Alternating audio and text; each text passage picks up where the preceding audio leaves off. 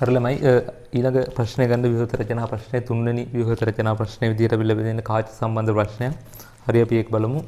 ඒක කියනවා රූප සටහනේ දක්වා ඇත්තේ පුද්ගලයෙකු ඕනම වස්තුවක් දෙස L1 උත්තර කාචයක් තුලින් බලන අවස්ථාවකි. L1 නාභි දුර සෙන්ටිමීටර් 2.5ක් වන අතර O නිසා ඇති වන අයි ප්‍රතිබිම්බයේ කාචයේ සිට සෙන්ටිමීටර් 25ක දුරකින් ඒ කියන්නේ විසඳු දෘෂ්ටි ආමුදුරකින් ඇති වෙනවා කියලා තියෙනවා. හරි. දත්තයන් මේක ලකුණු කරලා දීලා තියෙනවා. එතකොට අහනවා ඒකේ පළවෙනි කොටස වස්තු දුර u1 ගණනය කරන්න. හරි. එතකොට u1 ගණනය කරන්න පුළුවන්. පළවෙනි කොටස 1 විරින 1 u සමාන 1 f දාන්න. හරි. එතකොට මෙහෙමනේ තියෙන්නේ කාජේ. කාජේ වස්තු මේ විදිහට තියෙනවා. වස්තුව තියෙන්නේ දුර තමයි අපෙන් අහන්නේ. ප්‍රතිබිම්බය හැදෙනවා ඒ පැත්තෙම හැදෙන්නේ ඒක හැදෙන්නේ සෙන්ටිමීටර් 25ක දුරකින්. හරි. එතකොට මේක හරියට නිකන් අත් කාචයක් වගේ. හරි. අත් කාචයක් වගේ අතාත්වික ප්‍රතිබිම්බයක් හැදෙන්නේ. හරි. එතකොට මෙන්න මේ විදිහට ගත්තොත් ඔන්න ඔය විදිහට තමයි කිරණ යන්නේ. එතකොට මේ වස්තුව සහ ප්‍රතිබිම්බයේ දෙක මැද ආපතන කරන කෝණය අපි ඇල්ෆා කියලා ගන්න පුළුවන්. හරි. එතකොට මේකට දැන් දානවා 1 විරින 1 u සමාන 1 f v කියන්නේ 1 සෙන්ටිමීටර් 25යි. ඒක ධනාගයක් වෙනවා මොකද ප්‍රතිබිම්බය හැදෙන වස්තුව පවතින පැත්තමයි. ඍණ 1 u අපි දන්නේ සමානයි 1 ඍණ 2.5යි. හරි. ඒතර ඕක සුළු කරන්න ඕක සුළු කරාම u වෙනවා u සමානයි 25 බෙදීම 11 සෙන්ටිමීටර කියලා. හරි. 25 බෙදීම 11 සෙන්ටිමීටර කියලා එනවා u වගේ. හරි. ඊට පස්සේ අපි යනවා දෙවෙනි එකට. දෙවෙනි එකේ කියන වස්තුවේ උස මිලිමීටර 1 නම් ප්‍රතිබිම්බ උස ගණනය කරන්න. හරි. දෙවෙනි එක. එතකොට මේ සටහනට අනුව අපිට ගන්න පුළුවන් මේ ඇල්ෆා කෝණය tan වගේ ගන්න පුළුවන්. වස්තු උස සිම්පල් h ප්‍රතිබිම්බ උස කැපිටල් h කියලා ගත්තොත් වස්තු උස බෙදීම වස්තු දුර සමානයි tan alpha නේ. ඒකට tan alpha-ට ලියන්න පුළුවන් වස්තු උස බෙදීම වස්තු දුරකින්. එහෙම නැත්නම් ප්‍රතිබිම්බ උස බෙදීම ප්‍රතිබිම්බ දුර කියලා ලියන්නත් පුළුවන්. ඒතකොට මේ දෙක සමාන කරන්න පුළුවන්. කියන්නේ සිම්පල් h වස්තු උස බෙදීම වස්තු දුර u සමානයි කැපිටල් H ප්‍රතිබිම්බ උස බෙදීම සෙන්ටිමීටර් 25 කියන ප්‍රතිබිම්බ දුර. හරි. එතකොට h දීලා තියෙන මිලිමීටර 1යිලු. බෙදීම u තමයි අපෙන් අහන්නේ. හරි. ප්‍රතිබිම්බ උසහන්නේ නේ. ප්‍රතිබිම්බ උසහන්නේ.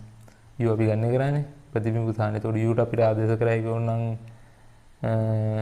මෙතන 25 බෙදීම 11 සෙන්ටිමීටර කියලා සමානයි ප්‍රතිබිම්බ උස බෙදීම ප්‍රතිබිම්බ දුර සෙන්ටිමීටර 25යි. ඔන්න ඔය විදිහට. ඔය විදිහට අගයන් ආදේශ කරාම මේ 25ට 25 සුළු වෙනවා. මේ 11 ඉහළට ගියාට පස්සේ h සමානයි 11 සෙන්ටිමීටර කියලා එනවා. හරි. කියන්නේ ප්‍රතිබිම්බ සෙන්ටිමීටර සෙන්ටිමීටර නෙවෙයි සෝරි මිලිමීටර 11යි. හරි. ප්‍රතිබිම්බ උස මිලිමීටර 11යි කියලා එනවා. හරි. එතකොට අපි යනවා B එකට. B කොටසට. B කොටස කියනවා මේ අවස්ථාවේදී ප්‍රතිබිම්බය මගින් ඇති කරන දෘෂ්ටි කෝණය හොයන්න. හරි. ප්‍රතිබිම්බය මගින් ඇති කරන දෘෂ්ටි කෝණය කියන්නේ අපිට මෙන්න මේ ඇල්ෆාගේ B tan alpha සමානයි ප්‍රතිබිම්බ උස බෙදීම ප්‍රතිබිම්බ දුර. හරි. ඒක සෙන්ටිමීටර 25යි. ප්‍රතිබිම්බ උස අපි ගන්න එක 11යි කියලා. 11යි මිලිමීටර බෙදීම සෙන්ටිමීටර 25 කියන්නේ මිලිමීටර 250යි. tan alpha. ඒතකොට alpha සමානයි tan inverse 11 බෙදීම 250 කියලා එන්න ඕනේ. හරි. 11 බෙදීම 250 කියලා. හරි. එතකොට C කියලා කියන්නේ C එකෙන් කියන්නේ කාචයේ නොතිබෙනී නම් ඕ වස්තුව වඩා තීව්‍රව නිරීක්ෂණය කරන විටදී දෘෂ්ටි කෝණය සොයන්න. එතකොට කාචයේ නැති අවස්ථාවේදී ඕ වස්තුව තීව්‍ර නිරීක්ෂණය කරනවා කියලා කියන්නේ ඕ වස්තුව තියෙන විසඳු දෘෂ්ටියේ අවම දුරේ. හරි. අවම දුරේ. එතකොට වස්තු දුර වෙන්නේ සෙන්ටිමීටර් 25යි. ඒ කියන්නේ මිලිමීටර 250යි. වස්තු උස මිලිමීටර 1යි. හරි. එතකොට C එකට ගන්න පුළුවන් මෙන්න මේ වගේ මෙන්න මේ මැහැ තියෙනවා. මේ විදිහට වස්තුව තියෙනවා. විසඳු දෘෂ්ටි ආමුදුරේ තියෙන සෙන්ටිමීටර 25යි. වස්තු උස මිලිමීටර 1යි. එතකොට tan ගන්න පුළුවන් බීටා කියලා ගත්තොත් tan බීටා සමානයි 1 මිලිමීටර බෙදීම 25 සෙන්ටිමීටර කියන්නේ මිලිමීටර 250යි කියන්නේ. බීටා සමානයි tan ඉන්වර්ස් 1ට 250යි. හරි. ওই විදිහට බීටා සඳහා අගයක් ලබා ගන්න පුළුවන්. හරි. එතකොට c එකත් හරි. ඊට පස්සේ අහනවා d එක ප්‍රතිබිම්බයේ කෝණික විශාලනය කොහොමද? එතකොට ප්‍රතිබිම්බයේ කෝණික විශාලනය කියලා කියන්නේ මෙන්න මේ කාචයේ තුලින් ප්‍රතිබිම්බය බලද්දී ඇසේ ආපතනය කරන කෝණේ බීටා බෙදීම කාචයෙන් ඇසේ ආපතනය කරන කෝණේ ඇල්ෆා බෙදීම හරි කාචය නැති අවස්ථාවේදී වස්තු ඇසේ ආපතනය කරන කෝණේ බීටා හරි ඇල්ෆා බෙදීම බීටා. ඒකට අපි ලියන්න පුළුවන් tan ඇල්ෆා බෙදීම tan බීටා කියලා. හරි. ඒක තමයි ප්‍රතිබිම්බයේ කෝණික විශාලනය වෙන්නේ. d tan ඇල්ෆා බෙදීම tan බීටා සමානයි. tan ඇල්ෆා කියලා කියන්නේ මෙතන 11 බෙදීම 250යි. බෙදීම tan බීටා කියලා කියන්නේ 1 බෙදීම 250 සුළු වෙනවා.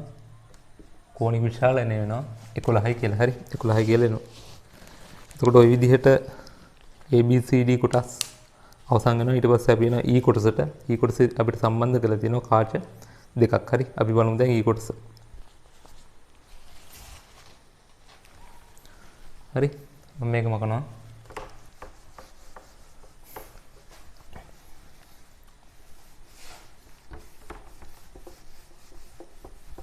වීඩියෝ එක පෝස්ට් කරලා ලියා ගන්න.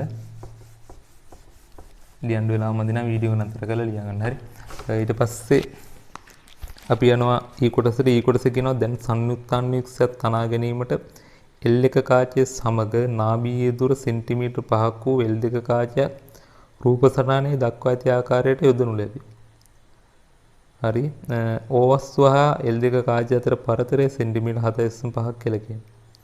හරි ඒක ඇඳලා දීලා තියෙනවා මෙන්න මේ විදිහට. මේ අපි කලින් පාවිච්චි කරපු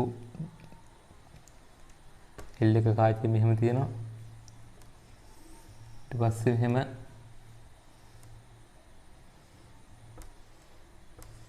L2 කාචය තියෙනවා. මේක L1 මේක L2 ඉඳලා O වස්තුවට දුර 7.5 සෙන්ටිමීටර කියලා දීලා තියෙනවා. හරි. L1 නාභී දුර අපි දන්නවා 2.5 සෙන්ටිමීටර කියලා. L2 නාභී දුර මෙතන අරන් තියෙන්නේ 5 සෙන්ටිමීටර කියලා. හරි.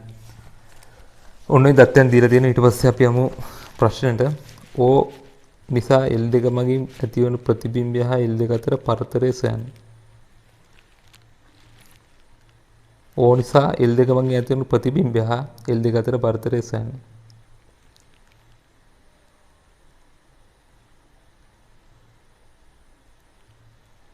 එතකොට O වස්තුව සහ L2 කාචය අතර පරතරය දීලා තියෙන 7.5 සෙන්ටිමීටර. ඒ කියන්නේ මේ නාභී දුරට වඩා පිටින් තමයි පිහිටලා තියෙන වස්තුව. ඒ කියන්නේ මේ පැත්තේ තමයි ප්‍රතිබිම්බය හැදෙන්නේ. හරි. එතකොට අපිට දාන්න පුළුවන් L2 කාචයට ප්‍රතිබිම්බයේ දුර ආන්නේ. හරි. එතකොට මෙහෙම එන කිරණ මේ විදිහට ගිහිල්ලා මෙන්න මේ හරිය වගේ ප්‍රතිබිම්බයක් හදනවා. වස්තුවේ උස සිම්පල් h කියලා ගත්තොත් ප්‍රතිබිම්බයේ උස h1 කියලා ගත්තොත් හරි ප්‍රතිබිම්බයේ දුර අපිට හොයාගන්න පුළුවන් v කියලා ගත්තොත් වස්තු දුර u කියලා ගන්නවා. u සමාන 7.5යි. ඒතර v අපිට හොයාගන්න පුළුවන් එකකට v ඍණ එකකට u සමාන එකකට f දානවා L2 කාචයට. හරි. L2 කාචයට e කොටස L2ට එකකට v ඍණ එකකට u සමානයි එකකට f. v තමයි අපෙන් අහන්නේ. ඒක නිසා v තමයි අපෙන් අහන්නේ. එකකට v ඍණ. ඒතර අපි ඒකට මේ ධන ඍණ ආදේශ කරන්නේ නැහැ. මොකද අපි v දන්නේ නැහැ කොහෙද තියෙන්නේ කියලා. එකකට u කියලා කියන්නේ වස්තුව තියෙන පැත්තේ තියෙන්නේ මෙන්න මේ පැත්තේ. ඒ කියන්නේ කිරණ පැමිණෙන පැත්තේ. ඒ කියන්නේ ධන u කියන්නේ 7.5යි 7.5යි සමානයි උත්තර කාචයන් නිසා එකයට ඍණ 5යි හරි 5යි. ඔන්න ඔය විදිහට. එතකොට ඕක සුළු කරන්න ඕක සුළු කරාට පස්සේ v එනවා 15යි සෙන්ටිමීටර කියලා. හරි. v සෙන්ටිමීටර 15යි කියලා එනවා. ඍණ 15යි කියලා එන්නේ. ඍණ 15යි කියලා කියන්නේ මෙන්න මේ පැත්තේ පිහිටන්නේ. හරි. එතකොට v සෙන්ටිමීටර 15යි. සෙන්ටිමීටර 15යි තමා මෙන්න මේ ප්‍රතිබිම්බය සහ L2 කාජය අතර පරතරය එන්නේ. හරි. ප්‍රතිබිම්බය L2 කාජය අතර පරතරය වෙන්නේ සෙන්ටිමීටර 15යි. හරි. ඊට පස්සේ අපි යනවා F කොටසට. ඉහත ප්‍රතිබිම්බයේ ප්‍රමාණය සොයන්න. ප්‍රතිබිම්බයේ ප්‍රමාණය කියලා කියන්නේ ප්‍රතිබිම්බයේ උස. හරි. එතකොට දැන් වස්තුවේ උස මිලිමීටර 1යිනේ කොහොමත්. වස්තුවේ උස මිලිමීටර 1යි. හරි. ප්‍රතිබිම්බයේ උස h1 කියලා ගන්නවා. එතකොට මේකත් අපිට කලින් විදිහටම දාන්න පුළුවන්. හරි. කලින් විදිහටම සම්බන්ධතාවය ගන්න පුළුවන්. F කොටස. හරි. F කොටස මෙන්න මේ u බෙදීම v සමානයි simple h බෙදීම h1. u බෙදීම v සමානයි simple h බෙදීම h1. හරි. එතකොට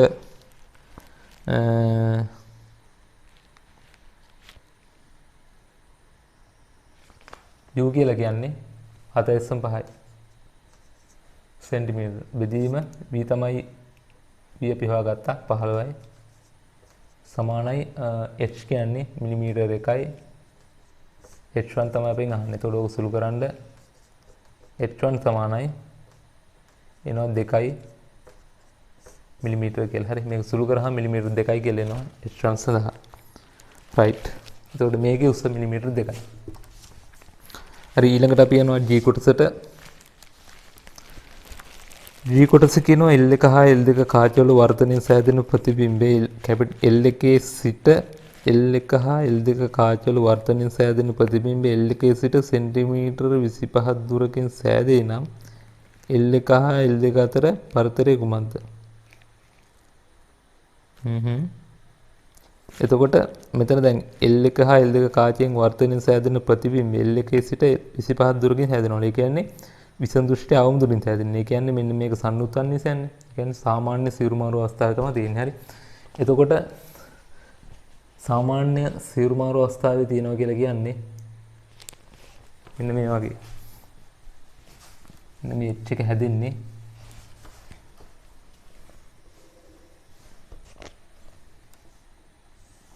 මෙන්න මේ වගේ. මෙන්න මෙයාගේ නාභියට ඇතුලෙන්. හරි.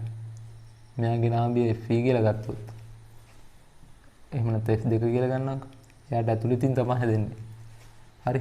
ඊට පස්සේ මෙන්න මෙහෙම යන කිරණ නාභිය හරහා යනවා.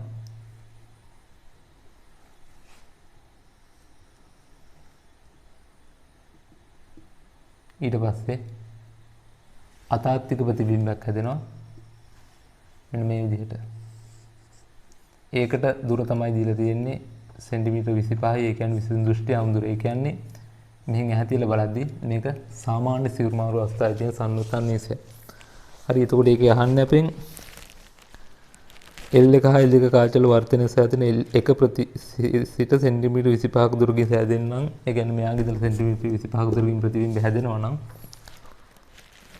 L1 හා L2 අතර පරතරය කුමක්ද කියලායි අහන්නේ. හරි.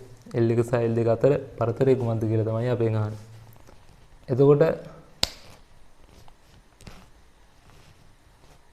L1 හා L2 අතර පරතරය හොයන්න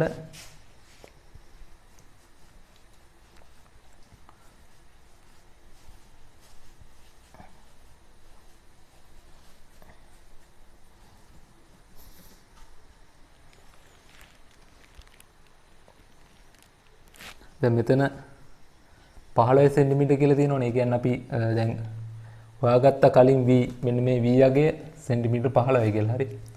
සෙන්ටිමීටර 15යි. ඊට පස්සේ ඒ හැදෙන ප්‍රතිබිම්බය තමයි මේකට වස්තු විදිහට ක්‍රියා කරන්නේ. හරි. L2 කාචයට වස්තු විදිහට ක්‍රියා කරන්නේ L1 කාචයට වස්තු විදිහට ක්‍රියා කරන්නේ L2 කාචයෙන් හැදෙන ප්‍රතිබිම්බය. එතකොට අපි L1 කාචයට කාච සමීකරණي දාලා L1 කාචයේ වස්තු දුර අපි මෙතන හොයා ගන්න ඕනේ. මෙන්න මේක. ඒක මං u1 කියලා ගත්තොත් එන්නේ u1 හොයා ගන්න ඕනේ. එතකොට මේ u1යි මෙතන ඉඳලා මෙතන v වලයි එකතුව තමයි කාජ දෙක අතර පරතරය වෙන්නේ. එතකොට එතන v අපි හොයාගෙන තියෙනවා සෙන්ටිමීටර 15යි කියලා. මේ කාචයට කාච සමීකරණය දාලා u1 හොයාගත්තොත් ඒ දෙක එකතුව තමයි කාජ දෙක අතර පරතරය වෙන්නේ. හරි. එතකොට මම L එකට දාන්න පුළුවන් මට ඒක ඇවිල්ලා g එක. හරි. L එකට දානවා 1ට විරින 1ට රුස සමාන 1ට f. 1ට v කියලා කියන්නේ ප්‍රතිබිම්බය දුර සෙන්ටිමීටර් 25යි. ඒකේ පැත්තේ තියෙන ඒ කියන්නේ කිරණ ඇතුල් වෙන පැත්තේ තියෙන නිසා ධනාගයක් වෙන 1ට v ඍණ 1ට u කියන්නේ අපි දන්නේ 1ට f කියන්නේ මෙයාගේ 2.5යි ඍණ 2.5යි. හරි. එතකොට මේක සුළු කරාම u ට අගේ එනවා u සමානයි 25 බෙදීම 11 සෙන්ටිමීටර කියලා. හරි. මේක සුළු කරන්න එතකොට එනවා 25 බෙදීම 11 සෙන්ටිමීටර කියලා. එතකොට කාචතර පරතරය අපෙන් අහන්නේ පරතරය සමානයි d කියලා ගත්තොත් ඒක සමාන වෙන්නේ මෙන්න මේ අගේ එකතු කරන්න ඕනේ මෙන්න මේ 15ට. හරි. يعني 25 බෙදීම 11 සෙන්ටිමීටර ධන 15යි සෙන්ටිමීටර. හරි. එතකොට ඕක සුළු කරාම එනවා 25 බෙදීම 11 ධන 15 කියන්නේ 17.272 කියලා. 17.272 සෙන්ටිමීටර කියලා එනවා. හරි. කාච දෙක අතර පරතරය එන්නේ ඔන්න ඔය අගේ. රයිට්. එතකොට g කොටසටත් හරි ඊළඟට අපි යනවා h කොටසට. හරි. h කොටසට යන්න කලින් මේ ටික ඔයාලා ලියා ගන්න.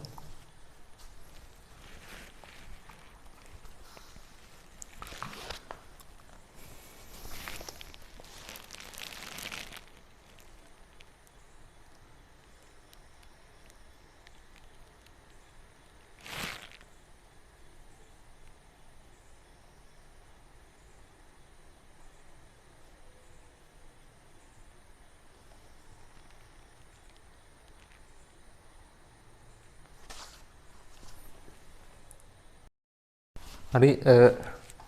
ඒ ටික ලියා ගන්න ඇති. මම මේක මගනවා. ඊට පස්සේ අපෙන් අහනවා ඉහත f සහ e සඳහා ලැබුණු වගේම භාවිතා කර අවසාන ප්‍රතිබිම්බයේ දෘෂ්ටි කෝණය සොයන්න. අවසාන ප්‍රතිබිම්බයේ දෘෂ්ටි කෝණය. අනේ කියන්නේ මෙන්න මේ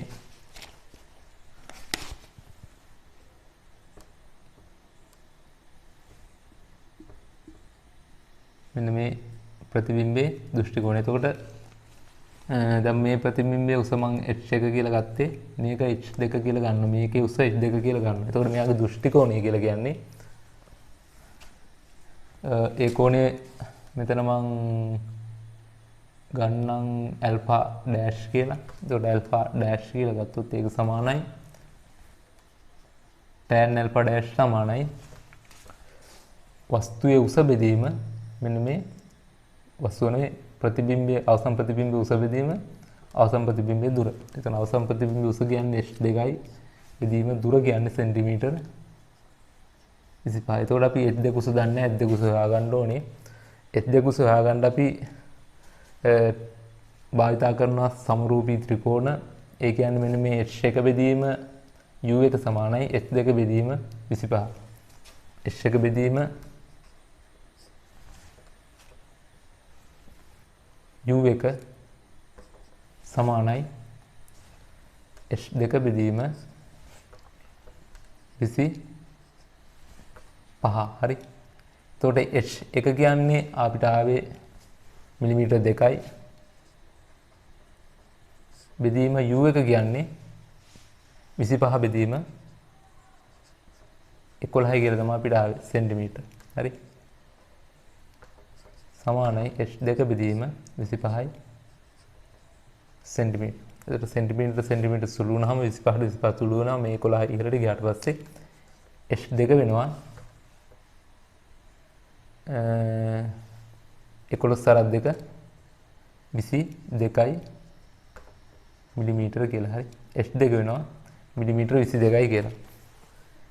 ඊට පස්සේ අපිට h2 මේකට ආදේශ කර හැකි tan ඇල්ෆා ඩෑෂ් සමානයි 22යි මිලිමීටර බෙදීම 25යි සෙන්ටිමීටර කියන්නේ 250යි මිලිමීටර. හරි. එතකොට ඇල්ෆා සමානයි ඇල්ෆා ඩෑෂ් සමානයි tan ඉන්වර්ස් 22 බෙදීම 250. හරි. ওই විදිහට අපිට ගන්න පුළුවන් ප්‍රතිබිම්බයේ දෘෂ්ටි කෝණය. හරි. ප්‍රතිබිම්බයේ දෘෂ්ටි කෝණය විදිහට අපිට ගණනය කරන්න පුළුවන්. ඒකත් ලියා ගන්න. ඊට පස්සේ තව එකක් තියෙනවා අවසාන කොටස. ළමයි අවසාන කොටස කියන්නේ මේ ප්‍රකාශ උපකරණයේ කෝණික විචලන බලය සොයන්නේ.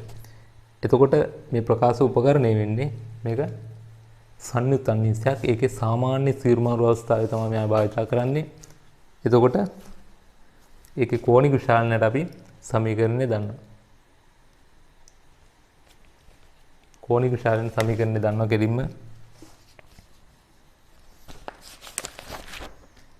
අයි කොටස සංයුත් අන්විෂයේ සාමාන්‍ය සීර්මාරු අවස්ථාවේ කෝණික විචලනය සමානයි v0 බෙදීම f0 ඍණ 1 වාරයක් d බෙදීම fv ධන 1 කියන සම්බන්ධතාවය තමයි අපි දන්නේ. හරි. එතකොට ඕකට අගයන් ආදේශ කරන්න. හරි v0 කියන්නේ මෙන්න මේ උපනිතේ නෙමෙයි අවනිතේ ප්‍රතිබිම්බ දුර මෙන්න මේ දුර f0 කියන්නේ අවනිතේ නාභි දුර d කියලා කියන්නේ 25යි විසඳ දෘෂ්ටි අවම දුර fe කියන්නේ උපනිතේ නාභි දුර. ඔය අගයන් ආදේශ කරන්න අගයන් දැන් දන්නවා. ආදේශ කරාට පස්සේ අපිට ලැබෙනවා 22යි කියලා. හරි. මම මෙතන අගයන් ආදේශ කරන්නේ නැහැ. ඔයගෙන් ආදේශ කරන්න. ඒතකොට අගය ලැබෙනවා 22යි කියලා.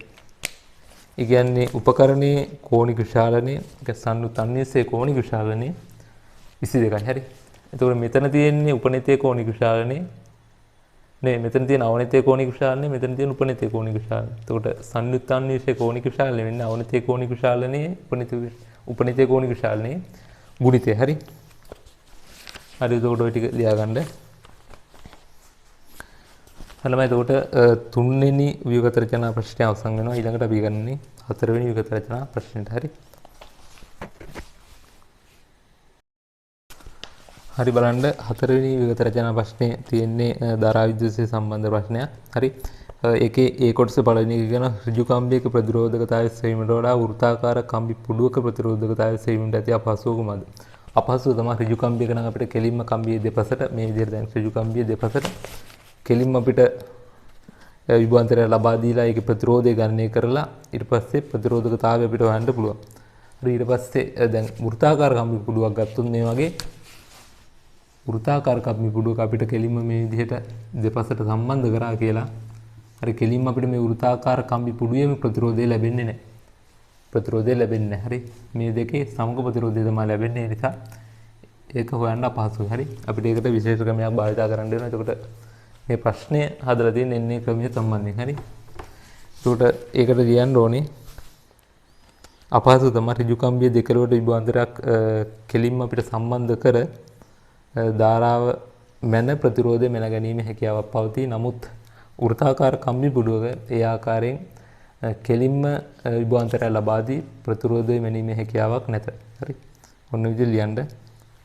ඊට පස්සේ අපි යනවා දෙවෙනි එකට මීටර් හේතුව භාවිතා කර මෙම කම්බිය ප්‍රතිරෝධකතාවය සෙවීමට බලාපොරොත්තු වෙන්නේ නම් මේ සඳහා භාවිතා කරන ඇටවුමෙහි දල රූප සටහනක් අඳ දක්වන්න. හරි. කියන්නේ මීටර් හේතුව භාවිතා කරලා වෘත්තාකාර කම්බි පුඩුවක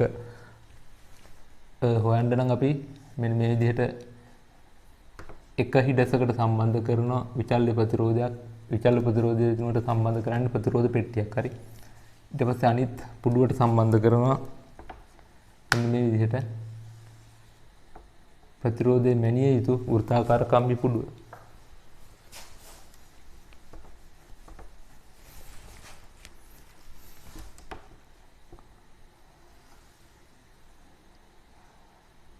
මොන විදිහට සම්බන්ධ කරනවා. හරි. ඊට පස්සේ මෙන්න මේ විදිහට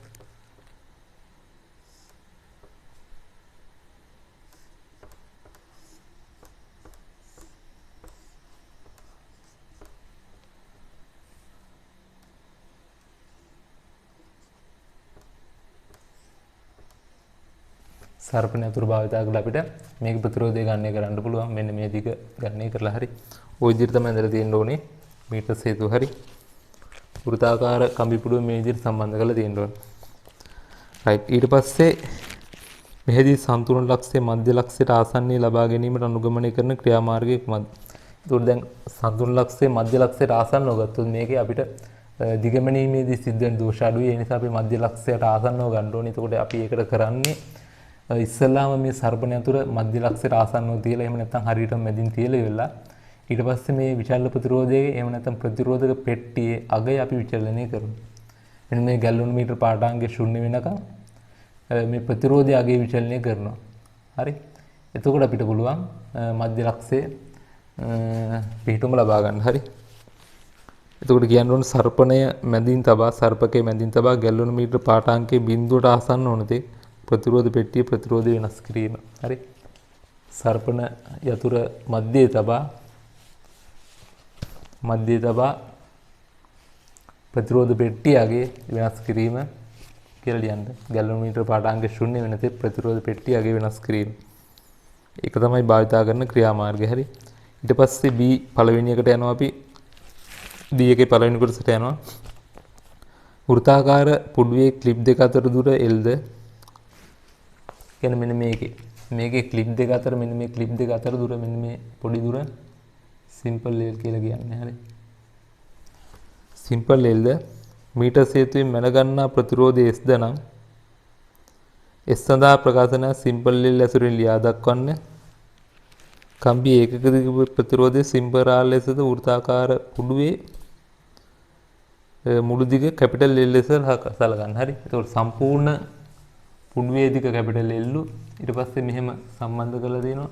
මෙන්න මේ දිග තමයි දීලා තියෙන්නේ සිම්පල් L කියලා. එහෙනම් මෙන්න මේ දිග වෙන්න ඕනේ කැපිටල් L රින සිම්පල් L නේ. හරි. එතකොට මෙන්න මේ කොටසේ ප්‍රතිරෝධය අපිට ගන්න පුළුවන්.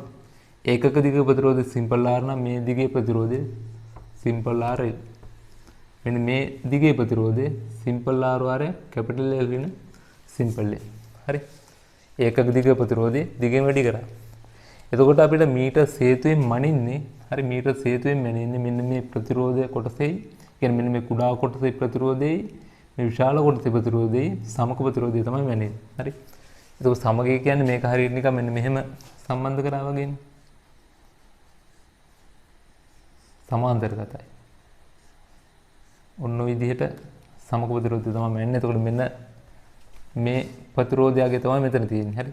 ඒ කියන්නේ සිම්පල් R. මේ ප්‍රතිරෝධය තමයි මෙන්න මේ විශාල කොටසේ ප්‍රතිරෝධය. හරි. සිම්පල් R වාරයක් කැපිටල් L රින සිම්පල් L. කොහොමනේ? එතකොට මේ දෙක සමාන්තරගත නිසා ප්‍රතිරෝධ දෙකේ ගුණිතය බෙදෙන ප්‍රතිරෝධ දෙකේ එකතුයි. හරි. ඒ කියන්නේ S සමානයි. ඒ කියන්නේ මීටර් සේතුවෙන් මනින ප්‍රතිරෝධය 20 සමානයි. මේ දෙකේ ගුණිතය කියන්නේ R වාරයක් කැපිටල් L රින සිම්පල් L වාරයක් RL බෙදීම ඒ දෙක එකතුව කියන්නේ RL ධන R වාරයක් L රින X කියන්නේ R capital L රින R simple L. හරි. R simple L R simple L සුළු කරනවා.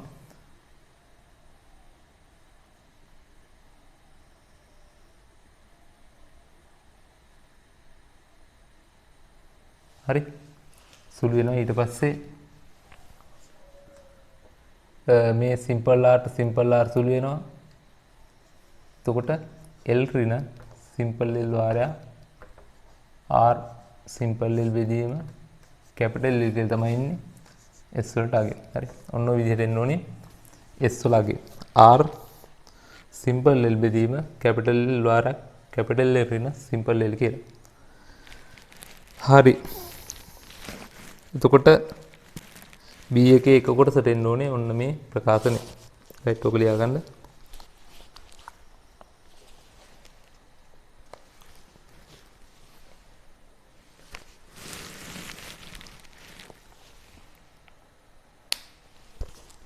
ළමයි ඊළඟට අපි යනවා තුන්වෙනි කොටසට. මම මේකම කරනවා.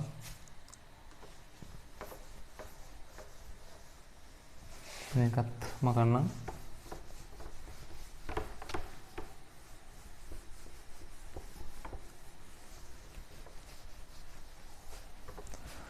තුන්වෙනි කොටස කියන්නේ වෘත්තාකාර පුඩුවට සම්බන්ධ කර ඇති ක්ලිප් දෙක අතර කෙටිම වක්‍ර දුර සිම්පල් ලෙල් සමග පුඩුවේ ප්‍රතිරෝධය S විචලන වෙන ආකාරය ප්‍රස්තාරගත කරන්න. ඒ කියන්නේ මෙන්න මේ පුඩුවේ එහෙම සම්බන්ධ කරාට පස්සේ මෙන්න මේ සිම්පල් ලෙල් එක්ක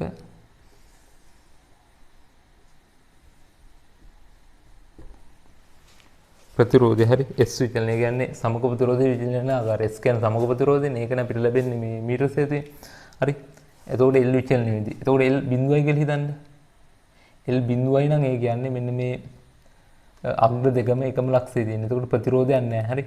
ප්‍රතිරෝධයක් නැහැ. එතකොට L බිඳුව වෙන අවස්ථාවේදී එහෙම L ගත්තොත් S විචලනය දැන්දොත් එහෙම L බිඳුව වෙන අවස්ථාවේදී ප්‍රතිරෝධය බිඳුව. ඊට පස්සේ L ටික ටික වැඩි වෙන්න හරි. L වැඩි වෙන්න මොකද වෙන්නේ? සමග ප්‍රතිරෝධයගේ වැඩි වෙන්න ඕනේ. කොහොමද වැඩි වෙන්නේ? දැන් මේ දෙකේ සමග ප්‍රතිරෝධය ගත්තොත් සමග ප්‍රතිරෝධයේ විශාලත්වය මෙන්න මේ L කොටසේ විශාලත්වයටත් වඩා පොඩි වෙන්න ඕනේ. හරි. ඒ කියන්නේ දැන් මෙතන ඒකාකාර කම්බියක් නිසා වැඩිම ප්‍රතිරෝධයේ විශාලත්වය වැඩි මෙන්න මේ කැපිටල් L රින සිම්පල් L කියන කොටසෙන්නේ ප්‍රතිරෝධයේ විශාලත්වය වැඩි. එතකොට මේ සිම්පල් L කියන පොඩි දෙකේ ප්‍රතිරෝධයේ විශාලත්වය අඩුයි. ඒ දෙකේ සමග ප්‍රතිරෝධය ගත්තට පස්සේ අපි දන්නවා ප්‍රතිරෝධ දෙකේ සමග ප්‍රතිරෝධය කුඩා ප්‍රතිරෝධයටත් වඩා විශාලත්වයටත් වඩා කුඩා වෙන්න ඕනේ. එතකොට මේ ප්‍රතිරෝධ දෙකේ සමග ප්‍රතිරෝධය වෙන්න ඕනේ මෙන්න මේ සිම්පල් Lටත් වඩා කුඩා අගයක්. හරි. එතකොට ආරම්භයේදී කුඩා අගයක් තමයි තියෙන්නේ. සිම්පල් L බිඳුවක් වෙනකොට ප්‍රතිරෝධය බිඳුවයි. ඊට සිම්පල් L වැඩි වෙන්න ප්‍රතිරෝධය වැඩි වෙනවා. ඊට පස්සේ මේ සිම්පල් L කියන එක හරියටම මේ සම්පූර්ණ වෘත්තයෙන් අර්ධයක් වෙනකොට මේ අග්‍ර දෙක දෙපැත්තට සම්බන්ධ කරලා තියෙනකොට හරි. එතකොට උඩ කොටසත් සමානයි පහළ කොටසත් සමානයි. හරි. එතකොට සමග ප්‍රතිරෝධය වෙන්නේ හරියටම සම්පූර්ණ එකේ ප්‍රතිරෝධයෙන් අර්ධයක්. හරි. එතකොට ඒක තමයි උපරිම අවස්ථාව වෙන්නේ. ඊට පස්සේ අග්‍ර දෙක මෙන්න මේ වගේ අවස්ථා දෙකකට සම්බන්ධ කරාට පස්සේ හරි. එතකොට මේ සිම්පල් L ලගේ විශාල අගයක් වෙනවා. විශාල අගයක් වෙනවා. එතකොට මෙන්න මේ උඩාගේ තමයි කුඩා අගයක් වෙන්නේ. එතකොට සමග ප්‍රතිරෝධය මෙන්න මේ උඩාගේමුත් ඊටත් වඩා කුඩා අගයක් තමයි සමග ප්‍රතිරෝධය එන්නේ. එතකොට ඒ කියන්නේ ආයත සමග ප්‍රතිරෝධය අඩු වෙනවා. ඒක සමග ප්‍රතිරෝධය මෙන්න මෙහෙම ගිහිල්ලා මෙන්න මේ විදිහේ විචලනයක් තමයි තියෙන්නේ. මේ උපරිම අගයට අදාළ සමග ප්‍රතිරෝධය තමයි මෙන්න මෙහෙම තියෙන එකට හරියටම මෙන්න මෙහෙම මේ දුරත් L මේ දුරත් L එහෙම නැත්නම් මේ දුරත් කැපිටල් L බෙදීම 2යි මේ දුරත් කැපිටල් L බෙදීම 2 වෙන විදිහට අග්‍ර සම්බන්ධ කරොත් ලැබෙන ප්‍රතිරෝධය තමයි උපරිම ප්‍රතිරෝධයේ අගය වෙන්නේ. හරි. ඒතර ඔය විදිහට විචලනයක් තියෙන්න ඕනේ. දෙවෙනි කොටස B1 දෙවෙනි කොටසට මෙන්න මේ විදිහේ ප්‍රස්තාරයක් අඳලා තියෙන්න ඕනේ. හරි. ඊළඟට අපි යනවා B1 තුන්වෙනි කොටසට. හරි. B1 තුන්වෙනි කොටසට යනවා. මම මේක මකනවා.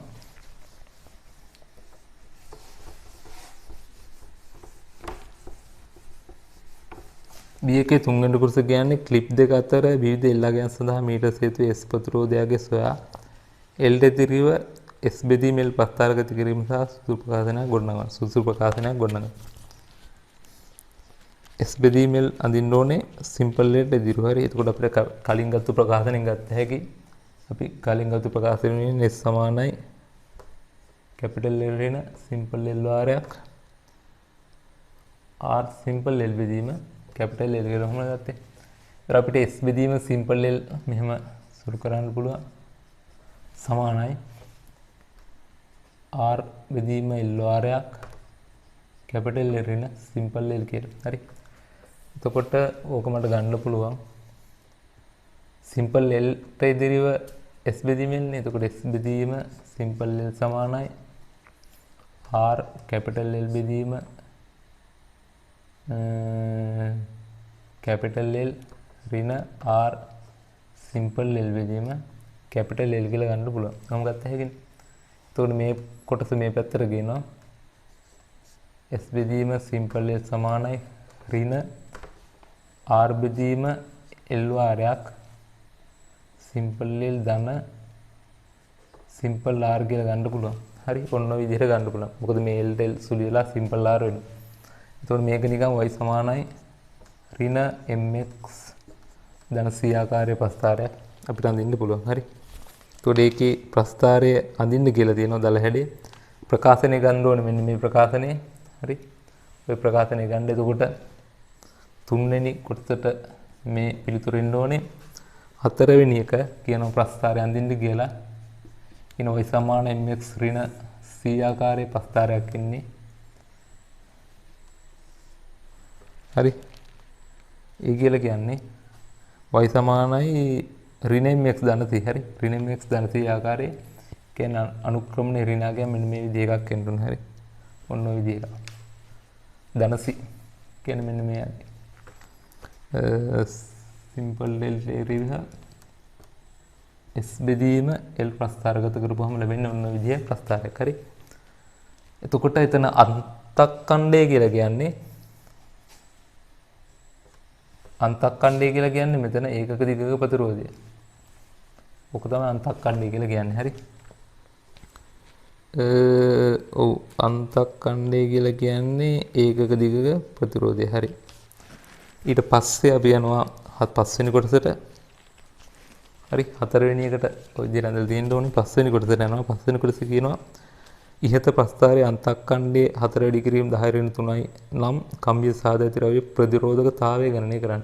ප්‍රතිරෝධකතාවය කියලා කියන්නේ රෝ. හරි. ඔක මම කරනවා 5. එතකොට අපි දන්නවා R සමානයි රෝ L බෙදීම A නේ. එතකොට ඒකක දිග ප්‍රතිරෝධය කියන්නේ R බෙදීම L නේ සමානයි රෝ බෙදීම A. හරි. එතකොට ඒකක දිග ප්‍රතිරෝධය තමයි අපි මෙතනින් ගත්තේ සිම්පල් R කියලා. සිම්පල් R සමානයි රෝ බෙදීම A. සිම්පල් R කියලා කියුවේ අන්තක්ඛණ්ඩය. හරි. ප්‍රස්ථාරයේ අන්තක්ඛණ්ඩය. සිම්පල් R කියලා කියන්නේ. එතකොට අන්තක්ඛණ්ඩය දීලා තියෙනවා 4 වැඩි කිරීම 10/3යි. කියන්නේ 4 වැඩි කිරීම 10/3යි අන්තක්ඛණ්ඩය සමානයි රෝ තමයි අපෙන් අහන්නේ. ඒ කියන්නේ හරස්කර ශ්‍රේෂ්ඨඵල ඒකත් මේක දීලා තියෙනවා. 5යි වර්ග මිලිමීටර කියන්නේ 5 වැඩි කිරීම 10/6යි කියලා. රෝ වෙනවා එතකොට 5 4 20යි. 20 වැඩි කිරීම 10/9යි කියන්නේ 2 වැඩි කිරීම 10/8යි ඕම් මීටර. 2 වැඩි කිරීම 10/8යි ඕම් මීටර කෙලෙනවා. රෝ වලට එන්නේ එහෙම නැත්නම් ප්‍රතිරෝධකතාවයට එන්නේ යාගේ. ඊට පස්සේ අපි යනවා තුන්වෙනි කොටසට. තුන නෙමෙයි 6 වෙනි කොටසට. හරි. 6 වෙනි කොටසට යනවා ක්ලිප් දෙක අතර දුර L ට එදිරිව ක්ලිප් දෙක අතර දුර සිම්පල් L ට එදිරිව සන්නායක පුඩුවේ කේන්ද්‍රයේ චුම්බක ස්‍රාව ඝනත්වයේ විචලන වෙන ආකාරය ප්‍රස්ථාරගත කරන්න. හරි.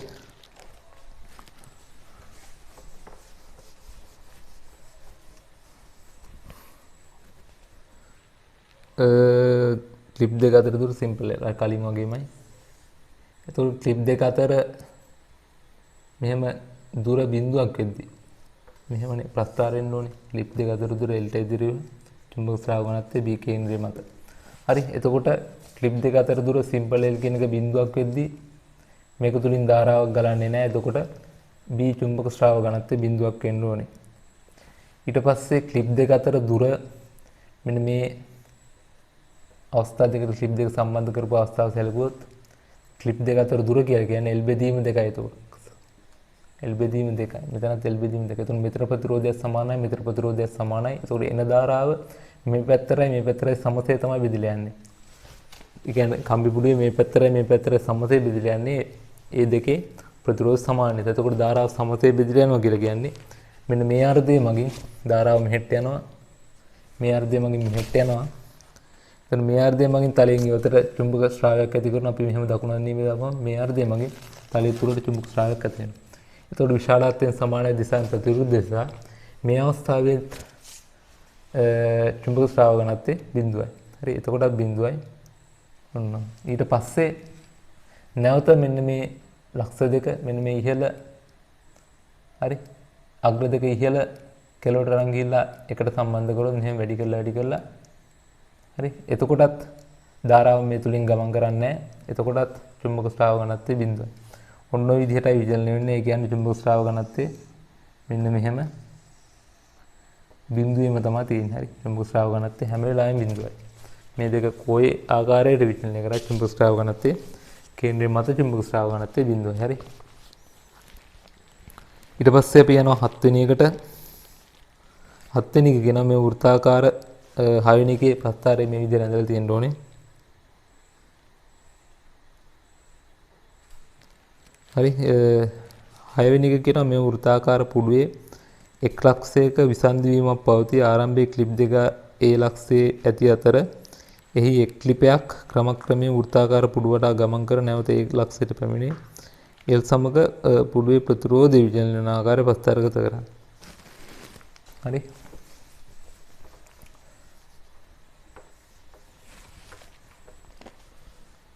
සිම්පල් L එක පුඩුවේ ප්‍රතිරෝධය S කියලා ගන්නවා අපි. විචලන වන ආකාරය. එතකොට මේක තියෙන්නේ මෙන්න මේ විදිහට. මෙන්න මේව සම්පූර්ණ තියෙන එක මේ හරිය විසන්ධි වෙලා තියෙන. හරි. මෙතන ඒ ලක්ෂයේ තමයි ආරම්භයේදී තියෙනවා කියලා කියන්නේ මෙන්න මේ B එකත්. එතකොට B එක ඒ ලක්ෂයේ තියෙනකොට හරි. ඒ ලක්ෂයේ තියෙනකොට ප්‍රතිරෝධය වෙන්නේ බිඳුවයි. හරි. මොකද A සහ B කියන්නේ එකම ලක්ෂය නිසා. එතකොට මේක අපිට ලුහුවත් වෙන නිසා ඉවත් කරන්න පුළුවන්. එතකොට ප්‍රතිරෝධය බිඳුව. ඊට පස්සේ මෙයා ටික ටික වැඩි වෙන්න ඒ කියන්නේ මෙන්න මේ A සහ B ලක්ෂ දෙක අතර දුර එන්න වැඩි වෙනවා. ඒ කියන්නේ ප්‍රතිරෝධය ඒකාකාරව මේ විදිහට වැඩි වෙනවා. උපරිම ප්‍රතිරෝධයක් එන්නේ මෙන්න B කියන එක්කෙනා මෙන්න මෙතෙන් අරන් ගියාට පස්සේ. එතකොට මෙන්න මේ සම්පූර්ණ දිග මෙන්න මේ කියන කොටසෙන් ප්‍රතිරෝධය එකතු වෙනවා. හරි. මේ කියන කොටසේ ප්‍රතිරෝධය එකතු වෙනවා. පස්සේ මෙයා මෙන්න මේ විසන්ධි වුණු තැනින් මෙහෙම අරන් යද්දි විසන්ධි වුණු තැනට යද්දි ප්‍රතිරෝධය අනන්තයක් වෙනවා. ඊට පස්සේ එතනින් ක්ෂණිකව මෙතෙන්ට පනිද්දි එතකොට ලක්ෂ දෙක තියෙන A සහ B ලක්ෂ දෙක මෙන්න මේ පොඩි කොටස අතර. ඒ කියන්නේ මෙන්න මේ අගයට වඩා ඒ අගේ ප්‍රතිරෝධය අඩු වෙනවා. ක්ෂණිකව යම් කිසි අගයකට අඩු වෙනවා. ඊට පස්සේ ආයේ මෙයා මෙහෙම අරගෙන එද්දි එන්නේ දිග අඩු වෙනවා. A සහ B අතර. එතකොට ඒකාකාරව ප්‍රතිරෝධය මෙන්න මේ විදිහට අඩු වෙලා නැවතත් ඒ ලක්ෂයට ආවට පස්සේ ප්‍රතිරෝධය බිඳුව වෙනවා. හරි. බිඳුව වෙන ඔන්න ඔය විදිහට විචලනයක් තමයි තියෙන්න ඕනේ. ඔන්න ඔය විදිහට විචලනයක් තමයි තියෙන්න ඕනේ. ඒත් මෙන්න මෙතන ශනික විචලනයක් ඇඳලා තියෙනවා. හරි. රයිට්. එතකොට ඒ ප්‍රශ්නෙත් ඒ විදිහට ඉවර වෙනවා.